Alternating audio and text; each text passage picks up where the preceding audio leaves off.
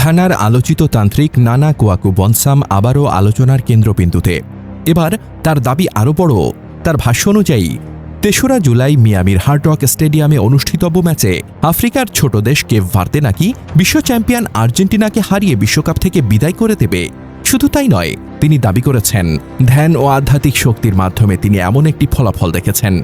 এই বক্তব্য সামাজিক যোগাযোগ মাধ্যমে ব্যাপক আলোচনার জন্ম দিয়েছে। কেউ এটিকে নিছক প্রচারের কৌশল বলছেন, আবার কেউ বা মজা করে বলছেন বিশ্বকাপে আবার হাজির হয়েছেন সেই ভাইরাল তান্ত্রিক।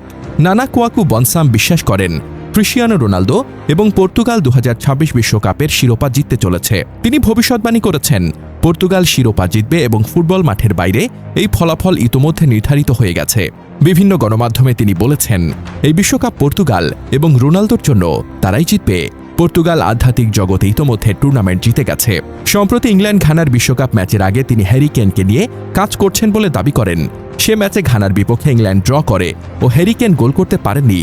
পরবর্তী ম্যাচে কোয়াকু বলেন, আমি হ্যারি কেনের ওপর থেকে তন্ত্রমন্ত্র উঠিয়ে নিলাম, কিন্তু অবাক করা ব্যাপার হলো সেই ম্যাচে হ্যারি কেন একটা গোলও করেন।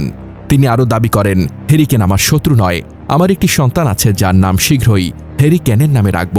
তবে বনসামের নতুন দাবি অনুযায়ী এবার তার সমর্থন থাকবে কেপ ভার্দের পক্ষে। তিনি বলেছেন আধ্যাত্মিকভাবে তিনি এমন একটি ফলাফল অনুভব করেছেন যেখানে কেপ ভার্দে বিশ্ব চ্যাম্পিয়ন আর্জেন্টিনাকে হারাবে।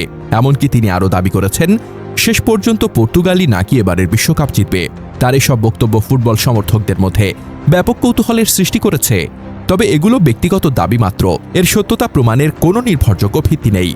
নানা কোয়াকু বনসাম ঘানার একজন বিখ্যাত ঐতিহ্যবাহী পুরোহিত বা ফেটিশ প্রিস্ট, যিনি আফ্রিকান তান্ত্রিক ও আধ্যাত্মিক অনুশীলনের সাথে ঘনিষ্ঠভাবে যুক্ত। তার আসল নাম স্টিফেন ওসেই মেনসাহ।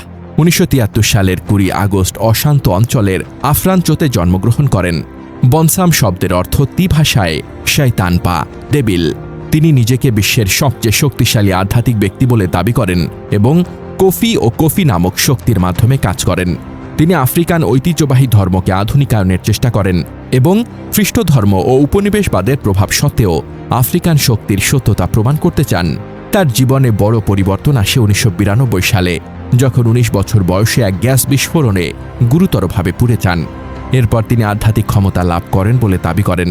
প্রথমে সেভেন্থ ডে অ্যাডভেন্টিস্ট চার্চের সদস্য ছিলেন। তিনি আফ্রাঞ্চো প্রধান শ্রাইন কোফি ও কোফি পরিচালনা করেন এবং একরাও একাধিক শ্রাইন আছে। বিশ্বের বিভিন্ন দেশ থেকে লোকজন তার কাছে আসে।